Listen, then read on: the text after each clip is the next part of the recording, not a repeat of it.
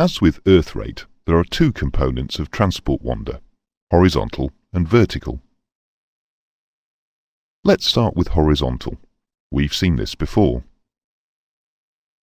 Although transport wander takes place at the same time as Earth rate, we shall explain them separately for simplicity. So, disregarding Earth rate for a moment, imagine the Earth stopped in space, not rotating. We have an aircraft at Los Angeles with its gyro aligned with north up the local meridian.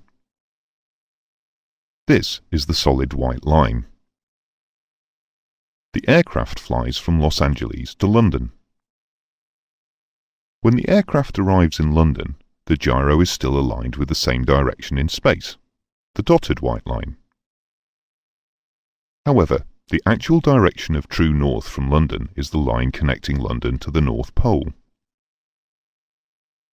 The difference is the horizontal component of transport wander, which is in fact the difference in the alignment of the meridians at Los Angeles and London. Horizontal transport wander is actually meridian convergence. There is an equation which we have met before. The horizontal component of transport wander is u over 60 times tangent of latitude. Again, we can continuously calculate this correction by computing. We already have u in the east channel and a continuously updated latitude in the north channel. So, similarly to the way we did before, we can feed a continuously changing value of u and another continuously changing value of latitude to a computer, which continuously calculates u over 60 times tangent latitude and passes it to the appropriate channel of the platform.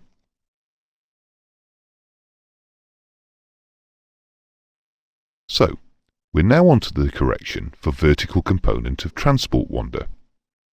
This is also known as Schuler tuning. It has nothing to do with Earth spin. It is because, as we travel over the Earth, the gyro would remain fixed in space. But the local direction of the horizontal changes. Our accelerometers are affected by gravity, and they must be kept horizontal to local gravity. The traditional way of keeping gyros and instruments level is by using gravity, for instance, by using mercury gravity switches. But as we've pointed out before, the accelerometers themselves would be the best choice for gravity sensors. However, they are being used for sensing horizontal acceleration. Like the spirit level, you can't use the same device to give you both gravity and accelerations. It's one or the other. So we continue to use the accelerometers to measure horizontal accelerations, and we have to find another way to keep the platform at right angles to the gravity vector. As you might expect by now, a mathematical method is used. Here's a picture of an aircraft at the equator, along with the local horizon at the equator and the radius of the Earth. The aircraft now flies, say, 60 nautical miles northwards. The horizon has changed. Knowing the distance d and the Earth's radius, we can work out the angle theta, which is the amount of change of horizon.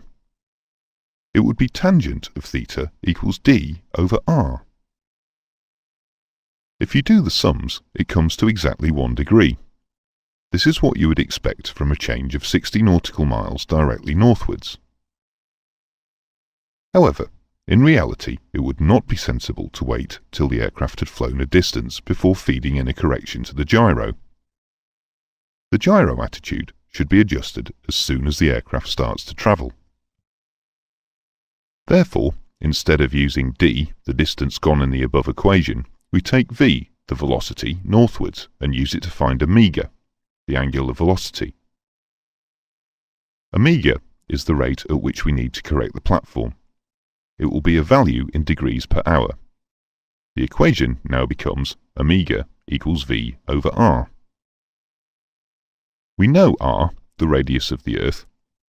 Its average value is 3,437.7 nautical miles. To find omega, we need v, but we already have it. It is coming out of the first stage north-south integrator. All we have to do is take a parallel value out of this source and divide it by r, then feed it back to the gyro, like this. There are, in fact, two feedback loops, one in the north channel, the V over R loop, which keeps the platform level as the aircraft flies around the Earth northwards or southwards. There is also a U over R loop in the east channel to keep the platform level as the aircraft flies around the Earth eastwards or westwards.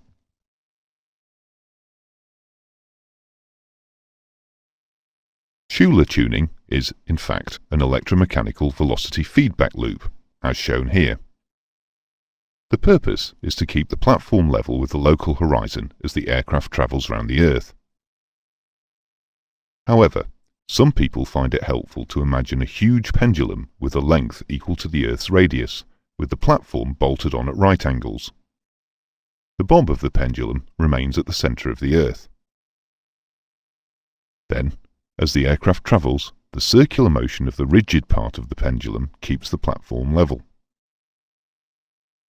This pendulum analogy is more helpful when considering the nature of Schuler errors, which we will come on to in a future lesson.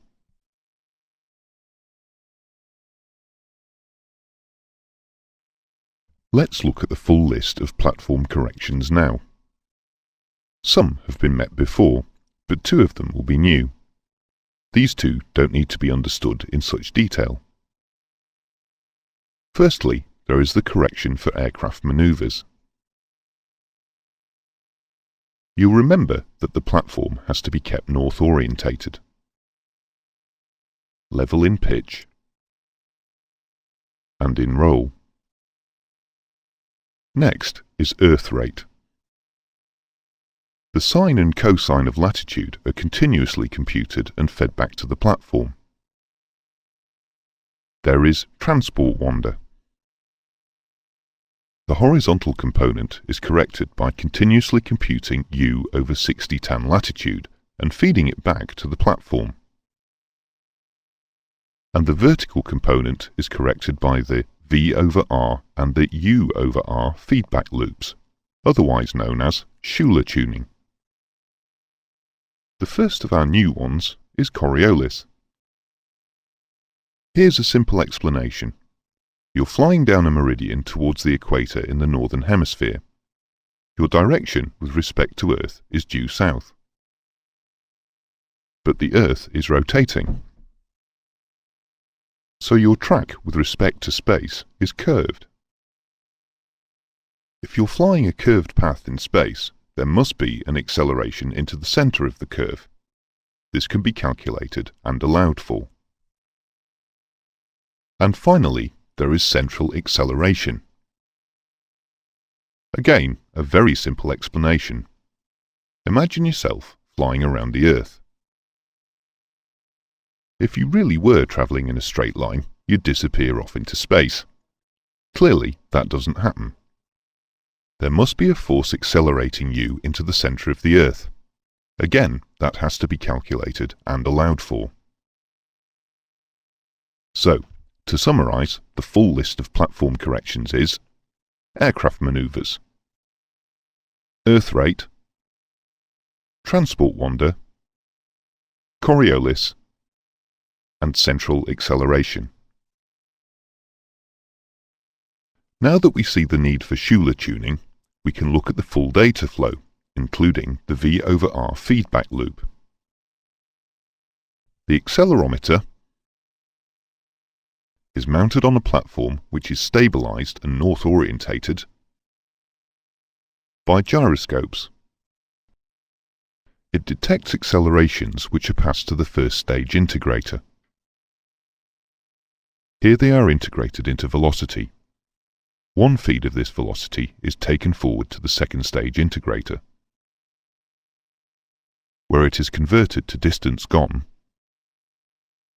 and added to the present position, thereby generating a new present position. A parallel feed of the velocity is fed backwards through a V over R feedback loop, where it is converted to the omega term which is used to rotate the gyro to keep the platform perpendicular to the local gravity vector. The same sequence is taking place simultaneously in the east channel, the only difference being the addition of a secant multiplier to convert SE into change of longitude. There have been very few new ideas in this lesson. We have met most of them before. What makes this lesson important is the way they interact. So we'll summarise what we've covered. Firstly, we revised the basic data flow, without Schuler tuning. Then we saw that, like spirit levels, accelerometers can't distinguish between being accelerated horizontally and being tilted. We therefore have to mount the accelerometers onto a platform and keep it horizontal to the gravity vector by using gyros. Modern expensive manufacturing techniques have made real wonder so low that the gyros can be regarded as almost perfect. However, that still leaves apparent wonder. Earth rate is corrected by calculating the sine and cosine of latitude and using them to precess the gyros.